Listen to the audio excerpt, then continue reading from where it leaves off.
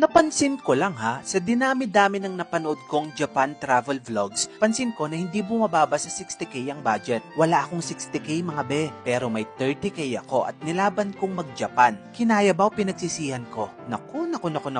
Watch this video. Swinerte ako sa airfare promo na nakuha ko na 12,000 lang round trip na. Sa accommodation naman, gumastos ako ng 8,200 for 3 nights. Dahil 30k lang ang budget ko, Osaka at Kobe lang ang nilaban ko. 4 days at 3 nights ito. Sa Osaka, ang priority ko ay Ichiran Ramen sa Dotonbori. Shit, life-changing to. Hindi sa pagiging OA pero nung natikman ko to, naiyak ako sa sarap. The best ramen in the world. Sa Kobe naman, trinay ko yung sikat na Kobe beef nila. Ang lambot at ang sarap. Pumunta din ako sa grill resto na feeling VIP ka kasi sila ang magluluto para sa'yo. Nagsangyup din kami and best sangyup ever. Yung mga karne, lahat panalo. Overall, sa food trip, gumastos ako ng 6,200 pesos. Ang strategy ko tuwing lunch, 7-Eleven lang, pero binobonggahan ko yung mga dinner ko. Sa budget kong 30k, naisingit ko pang bumili ng pasalubong sa Don Quixote with 2k budget. Sa land transpo naman, 1,500 pesos. Magkano lahat ang gastos? 30,027 pesos. Yung butal dyan galing sa coin purse ko. O, diba? Aaminin ko medyo bitin yung 4 days at 3 nights. Pero no regrets. Next time, Tokyo naman ang ilalaban ko.